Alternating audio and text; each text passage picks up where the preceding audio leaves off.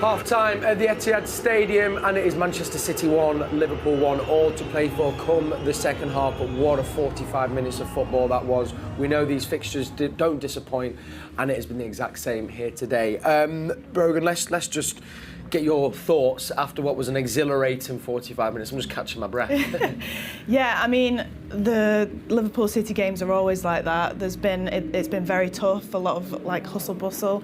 I mean, you've seen it could be close to a red card in this game. You've seen in that first half, like everyone's heated, but it's been a really good game, close game. They've gone end to end. 1-1 was a result I kind of expected after the first half. Mm-hmm. So yeah, all to play for in the second half. Absolutely, it keeps us well and truly in it, and I think that equaliser was important. We're going to come to all the key moments of the game, but picking up something Brogan said there, Brian, we've felt in the stadium, the fans are obviously quite nervous and excited, but on the pitch as well, you can feel the tension and a couple of bookings, maybe some that should have had some as well. It's important to manage emotions, isn't it? Particularly in such a big fixture, if you can. Probably easier said than done. I think it just for me, all I talk about the international break and what effect it had on the players, it looks as if none, because it's just like as if they've just gone straight back into top mode, and the standard of play has been exceptional. It feels as if, from our lads' point of view, it's been a pretty exceptional half.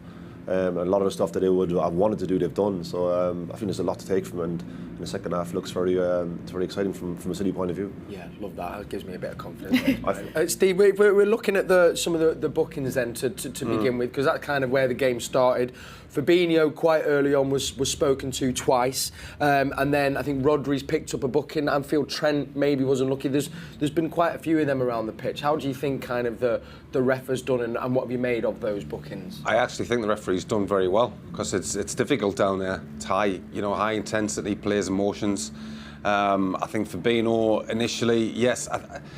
The crowd are asking for a booking. I think if he makes one more, he is going to go in the book. I think it's the same with Trent Alexander-Arnold. With Rodri's one, the first one, the booking that he got, I thought was needless, because yes, Jota is ahead of him, but there's enough bodies for me to stop that attack. It's not as though he's going to be away and it's going to be one-on-one, so I thought it was a little bit needless, and therefore you could understand the Liverpool players kind of getting frustrated when he makes that other challenge on Gakpo. I think it would have been harsh for him to send him off. I think if the referee hadn't booked him, he would have booked him. Right. But he's looking and thinking, you know what, this is such a high-profile game. If I send him off here, it's going to get scrutinised like you wouldn't believe. But it just goes to show, how big the tensions are, because somebody for me like Mo Salah, who's always calm, collected, everything in the game, in the highest intensity of games, you're seeing him kick a ball away. I've never ever seen him do that, never. So it just goes to show how everybody's feeling, not only around the ground but on the pitch as well. Yeah, so we know Rodri has to be careful. He isn't a booking. I think did Henderson pick up a yellow as well? I think he's still all right at the moment. So keep an eye on that one. Let's then come to the play, and overall, I mean, it's been a great performance, would you say, Brogan? What have you made of City's performance and any individual performances that have stood out to you?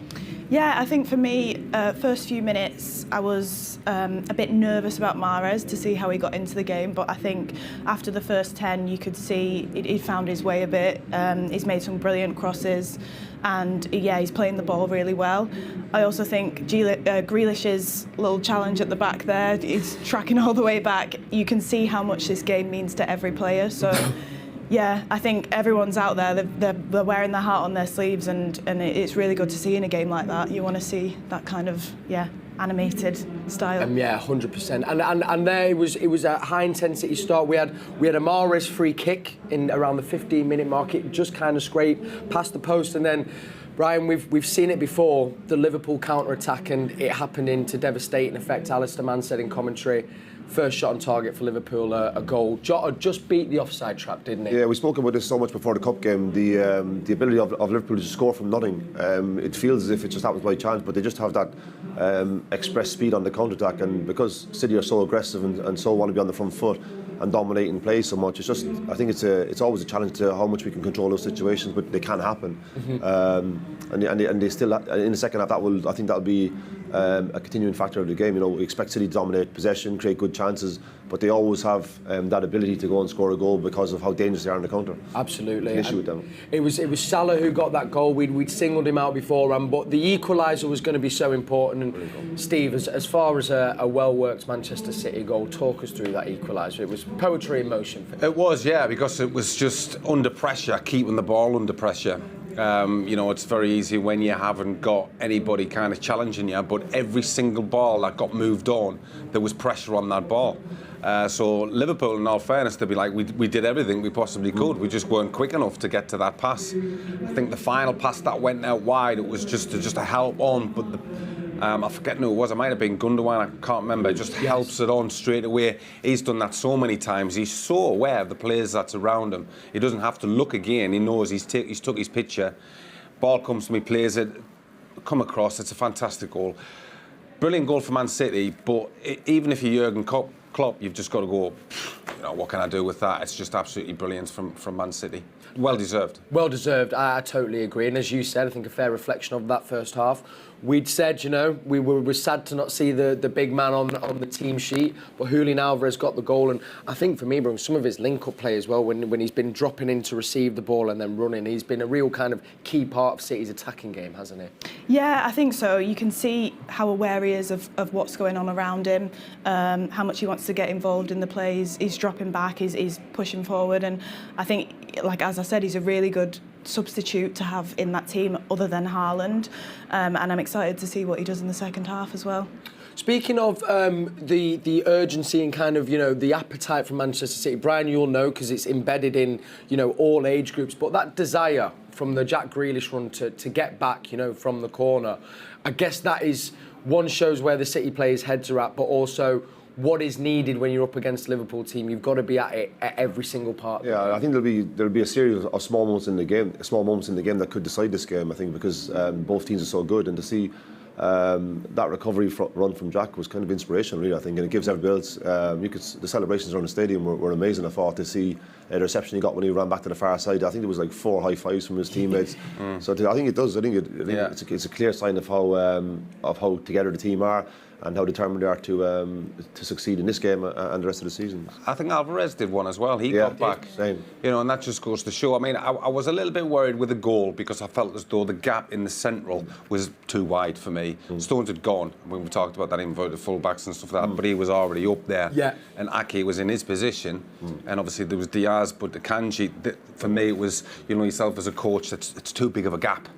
You know, and I think certainly at this level, you could get 5 buses down it, really. So you can't. I think you've just got to come across. If the ball goes longer, yes, he's still got a chance to come in and you know, make his line towards the goal.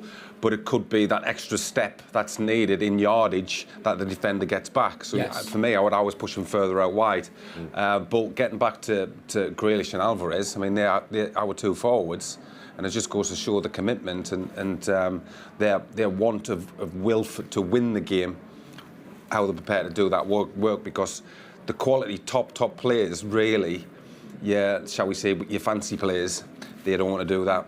And it just goes to show when you've got quality players that can, you know, your fancy players, if you want, they are still prepared to do that. So fair play to them. Absolutely. We know that comes from Pep Guardiola as well. So 1-1 here. Let's just remind you, of course, we are kicking off Manchester City's big weekender. It is headliner after headliner. So we've got the Liverpool game today. Then tomorrow we have got our women's team in action in the WSL against Arsenal. Quick update on a game that is happening at the moment. Manchester United, who are around the top of the table with City, have finished 4-0 to their away game against Brighton, so they've got 3 points. We'll be hoping City can get back to second with 3 points tomorrow against Arsenal. Then, of course, as well, we turn our attention to the EDS, and then after that, we have then got the FA Youth Cup semi-final on Tuesday with our under-18s who take on Arsenal. So it is non-stop Manchester City football here, and big games indeed. Now, if you tuned in before the game as well, you'll know we've been running a poll since yesterday in celebration of 1,000 goals at the Etihad Stadium. What has been your favourite goal at the Etihad? I had a feeling we could all guess how it was going to go in the poll. It was pretty unanimous here in the studio, but I can now reveal the winner with 62% of the votes. It had to be, was none other than that goal against QPR from Sergio Aguero. Are we going to run it again? I'm asking the gallery. Can we see it? They're trying. They might get it up for us. But, I mean, Brogan, we mentioned it before. That goal is just, that was the turning point, wasn't it? Yeah, I mean, I remember being in the stadium watching this game, and you just thought, yeah, that's it, we've done. And somehow I can hear it in my head, Balotelli and Aguero, and yeah, it was just what it represented for the club, and it was a massive, massive turning point for us. So yeah, it's thoroughly deserved. Brian, I want to ask you, I mean, we see how happy Brian Kidd there as well amongst the celebrations, who's another club legend, but Mancini there jubilant, but there's also that moment when he was calling out every Manchester City player for letting him down and going off. You ever in your managing days ever lost your head like Mancini did on the sideline? He's on the receiving end of it, loads of times. I know that feels. You remember strange things now. I remember like Joey threw a punch in that game, didn't he, Joey Barton? Yeah. It was a pretty significant moment, and I always thought about that. That was it. Oh yeah, of course, because he had the red card and then tried to take away. Yeah, that was it. He threw a punch, tried to take Aguero. That's not like Joey. He's not calm and collected. It's stuck in my mind. But this goal, I mean, not only is it a quality goal right at the death, you've got to say absolutely iconic commentary as well. By the way, it's just unbelievable. I mean, I can remember watching this at home, and I can remember thinking, what's going on when they were getting big? Because I thought it would have been a walk in the park for them. But obviously, as we've just sort of said there, with Joey, completely losing his head, as sometimes he could do. Yeah. I mean, wow, what an end! It was ridiculous. So good. Really is indeed, and I'd tell you what, a very fitting winner for that poll, and thanks to everyone who got involved on Twitter. Right, let's turn our attentions then to the second half. Brian, would you think about Pep? Do you think Pep would be thinking about changes maybe a little bit into the second half, or so far do you think he's been? I don't think so. I think I've seen a lot of the preparation for this game, and a lot of the stuff that he would have wanted, he would have seen. I think he will be excited by the fact that Jack Grealish looks in such exceptional form, looks brilliant physically, and it's going to be a difficult game for Trent.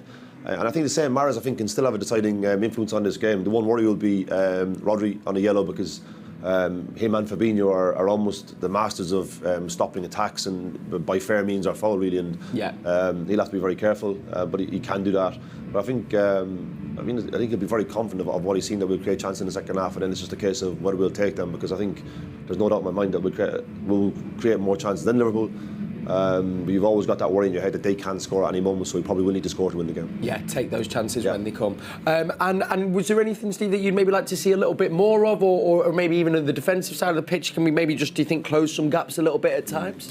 Like I said about that gap, I just don't want them gaps, because obviously, we all know how much of a threat Liverpool are on the counter, and not only a threat, very, very good at it. Mm-hmm. So just keep nice and tight at the back, which City have been the vast majority of the season, let's be honest. But I agree. I think the manager's looking at that and he's thinking, same again, boys. Mm-hmm. But just be careful of the counter-attack, because every one of them players that started have done their bit. They continue to play like that, and the little intricate passing that they have got, I think they'll certainly get more chances. I think they will get another goal, but can Liverpool get another goal? Well, that's it. What we do know is all predictions are still in check. Yeah. Brogan as well there with a little 2-1 and 3-1, so we're feeling all right here in the studio. Right, well, let's hope that man maybe gets another, if not two, and that man doesn't concede any other goals next to him. Thanks for coming and joining us at half-time. We'll be back at full-time, but remember, you can get commentary with Alistair Mann and Andy Morrison over on the City app. Final thing for me to say, come on, City.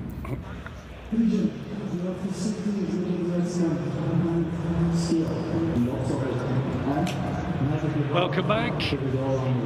The Liverpool players are in the tunnel.